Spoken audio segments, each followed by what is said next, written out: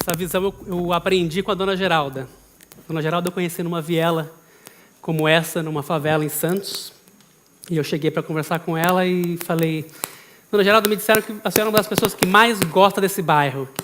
Que tanto a senhora gosta desse bairro? Ela falou: ah, meu filho, isso aqui é minha vida. Eu sou feliz é aqui. Falou: você sabe, eu ganhei uma casa, eu ganhei um apartamento naquele conjunto ali. E aí ela apontou, vamos trocar já. E aí ela apontou, bem perto tinha um conjunto da Coab, num morro bem perto. Ela falou: tem um apartamento ali, tentei morar ali, mas não consegui. Não consegui, estava triste, eu me sentia presa, me sentia oprimida, não conhecia os vizinhos, né? Eu não estava conseguindo viver ali. Ela falou: eu fui para o médico, eu estava tomando 5 remédios, depressão, fiquei de depressão ali. O médico falou: a senhora tem que sair daí. E aí eu saí, voltei para cá. Porque é aqui que eu sou feliz, que aqui eu tô aqui, eu estou vendo o vizinho ali, eu acordo de manhã, ó, dou bom dia para o vizinho, vou tomar café na casa dele, ele cuida das minhas netas, e se precisar, eu cuido dos filhos dele também, é aqui que eu sou feliz, é disso que eu gosto. Né? E aí me vem uma pergunta, né? Que desenvolvimento, que modelo de moradia é esse que a gente está ofereceu para a Dona Geralda e que deixou ela doente? Né? Que modelo de desenvolvimento é esse? A gente precisa repensar um pouco isso. A gente está num modelo de desenvolvimento que privilegia demais o indivíduo. A gente pensa em sucesso, pensa no sucesso sempre individual e não fala tanto de como é que a gente pode ser feliz em comunidade. O que faz uma pessoa gostar do lugar onde ela vive? Eu sou arquiteto e, na minha experiência, o que faz alguém ser feliz num espaço tem muito menos a ver com o espaço físico e muito mais a ver com as relações humanas, o que a gente pode construir de relacionamento nesse lugar. Na arquitetura, e aí adorei a faculdade de arquitetura, mas vou falar um pouco mal da arquitetura agora. A gente é educado, é formado não para projetar para pessoas, é uma coisa meio trágica e curiosa. Né? A gente deveria estar projetando para que pessoas vivessem bem, mas, na verdade, a educação do arquiteto ela traz uma herança da Escola de Belas Artes, e a gente é formado muito mais como um artista, né? Onde o nosso foco é deixar a nossa marca, é mostrar o nosso estilo, né? Se pegar uma revista de arquitetura, não vai ter ser humano ali. Não tem ser humano em foto de arquitetura, porque estraga. Né? Quer dizer, aquilo lá não foi feito para a gente. Né? Eu quero mostrar a minha solução arquitetônica. No máximo, a minha preocupação é que a minha obra seja funcional. Mas a gente não quer funcionar enquanto pessoa. A gente quer ser feliz. E na faculdade de arquitetura a gente não aprende sobre isso, a gente não estuda psicologia humana, não estuda suficiente para dar resposta a isso. Né? A gente não faz arquitetura para pessoas, a gente não aprende sobre como projetar espaços que façam as pessoas serem mais felizes e mais saudáveis. Né? No caso da Dona Geralda, ser feliz era ter saúde, e ter saúde era poder contar com seus vizinhos e poder ser útil para eles também. Isso é o que preenchia a vida dela, e isso é o que é a comunidade.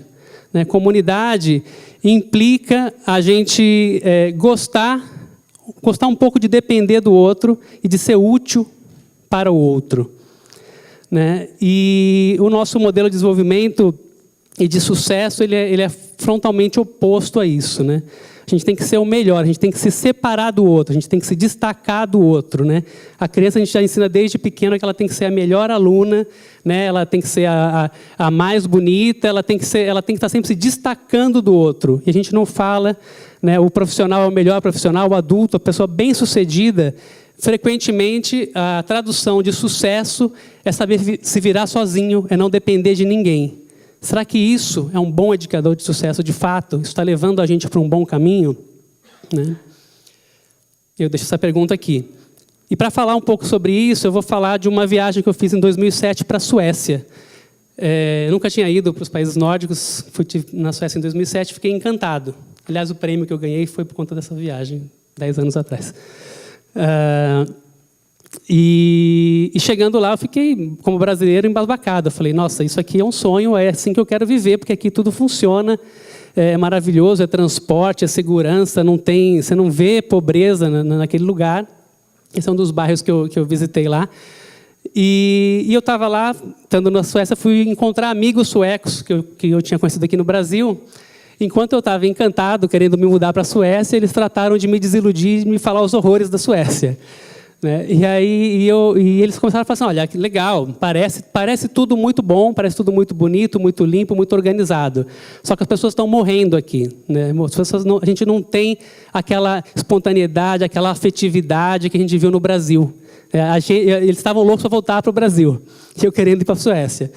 E aí eles contaram a história seguinte, que me marcou muito. Né? Eles falaram assim, por exemplo, aqui a gente, olha só que nível que a gente chegou.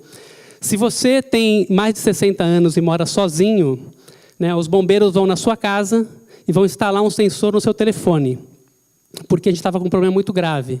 As pessoas estavam morrendo em casa sozinhas e passava semanas, meses e ninguém se dava conta. O vizinho de porta só começava a reclamar quando via o cheiro. Né? Então eles criaram esse sistema, que era um sensor no telefone. E para ficar mais trágica a história, eles me contaram, só que os bombeiros estão frustrados, porque eles estão chegando, achando que vão encontrar um defunto e a pessoa está viva ainda. Quer dizer, as pessoas não estavam usando telefone.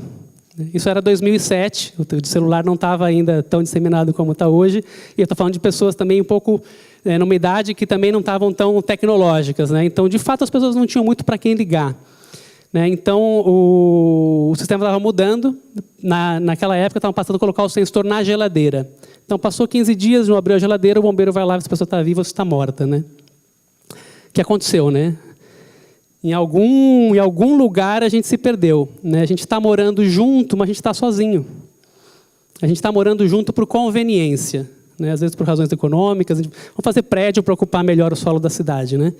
É tudo o funcional. Né? Mas a vida requer algo mais do que isso. Né? A gente está... E requer especialmente comunidade. Né? Conveniência só não é suficiente para preencher o espírito humano. Né? E nessas duas histórias também me levam a refletir um pouco sobre quem é rico e quem é pobre, as nossas noções de riqueza e de pobreza. Riqueza é o quê? Ter dinheiro para pagar 3 porteiros, construir um muro de 3 metros, colocar arame eletrificado, ter segurança armado, ou é você ter a segurança garantida, você poder deixar sua porta de casa aberta pela confiança e pela relação que você tem com seus vizinhos?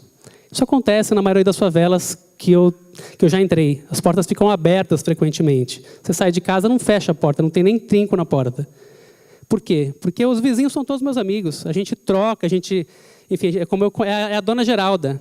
Né? O que é riqueza, o que é pobreza? Quem está tendo uma vida rica, quem está tendo uma vida pobre? Né? Viver com medo ou viver tranquilo? Apesar que as favelas também vivem com medo, mas é por outra razão. O que é riqueza, o que é pobreza? Quem é rico, quem é pobre?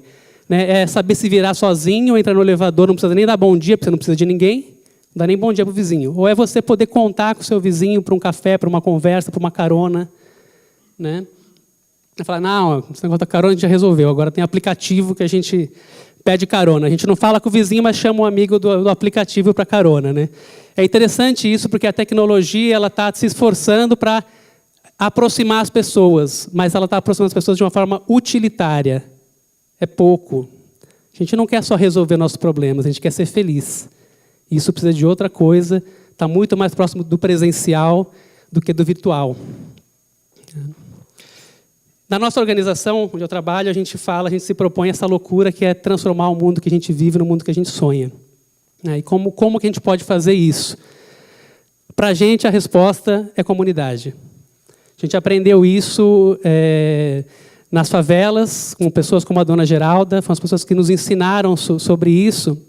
E hoje, 20 anos depois, desde quando a gente começou, na minha época eu estava na faculdade, nosso trabalho cresceu, a gente já chegou em 400 comunidades, Brasil e mundo afora, já 51 países. Né?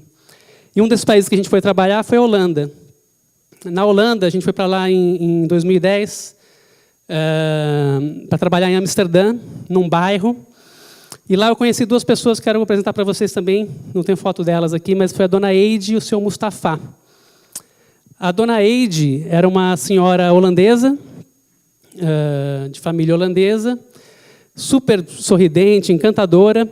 E a gente foi conhecer ela porque a gente, andando pelo bairro, a gente viu uma varanda forrada de plantas. Parecia uma floresta a varanda. E a gente, no nosso trabalho, uma das nossas buscas é buscar o que tem de potencial no lugar, né? A gente fala que a gente encontra abundância onde normalmente só se vê escassez. E claramente a varanda da dona Eide era uma varanda abundante em recursos naturais, em verde. E a gente falou, precisa conhecer a dona dessa varanda, era a dona Eide. E a gente foi conversar com ela lá, assim, para entender um pouco como é que era a vida dela, tal. E ela era uma apaixonada por plantas. Assim, ela tinha plantas na varanda, na sala, na cozinha, no banheiro. Foi realmente surpreendente. Ela foi logo já categorizada como a dedo verde daquele bairro, era a dona Eide. Já o seu Mustafa, a gente conheceu quando foi visitar a mesquita do bairro.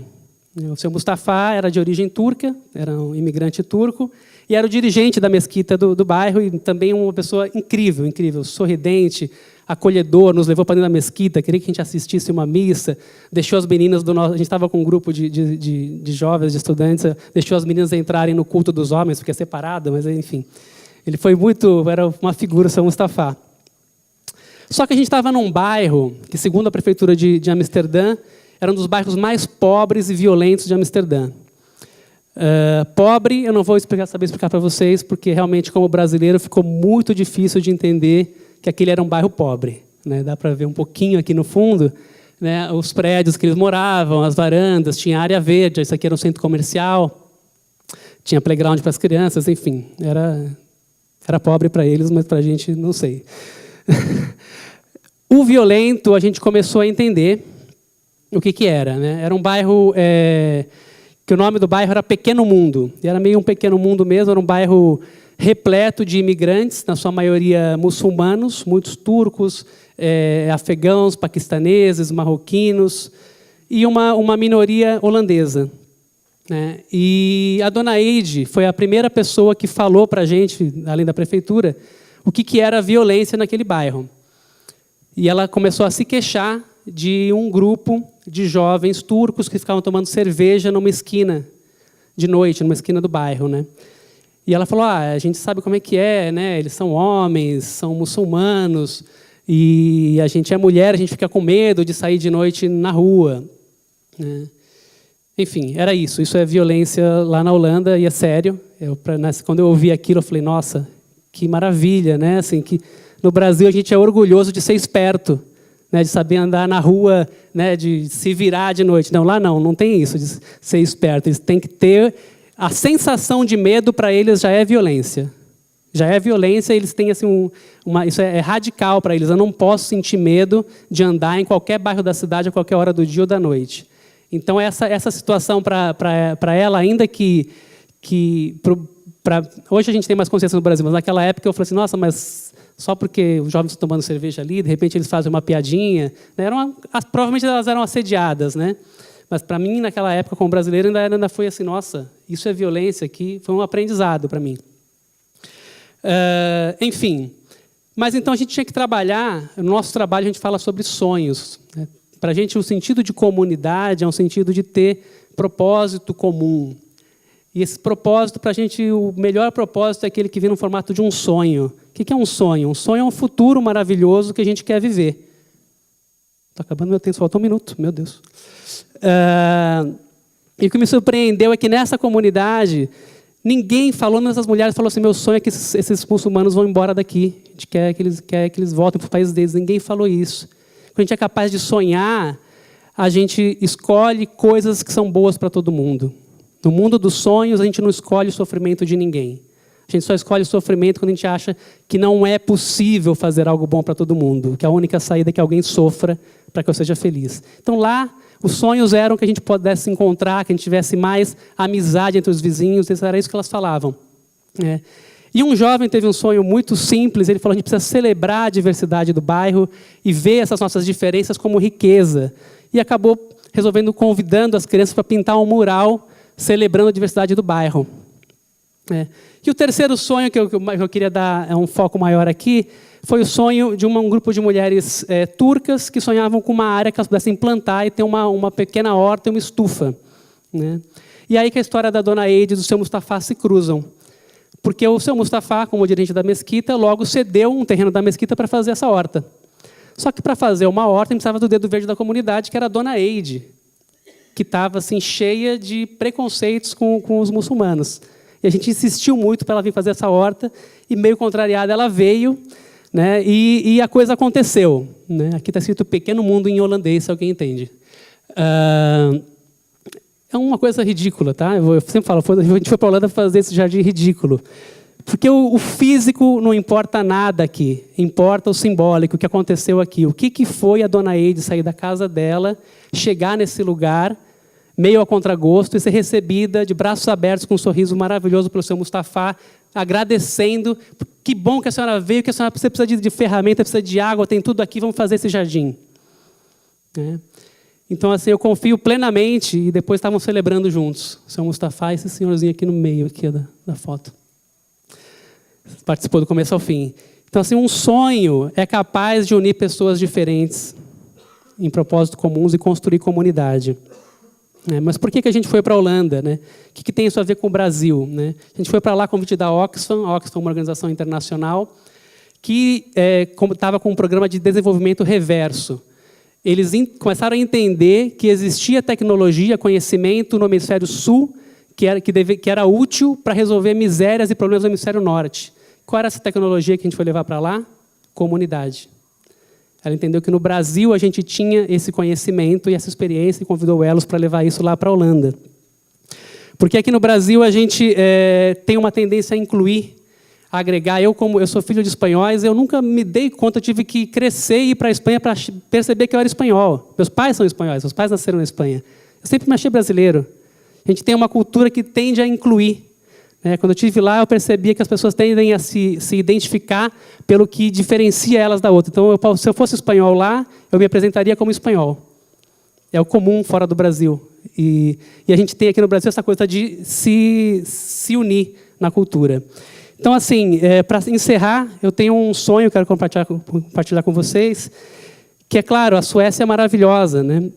Não quero deixar de sonhar com a Suécia, não quero romantizar as favelas do Brasil.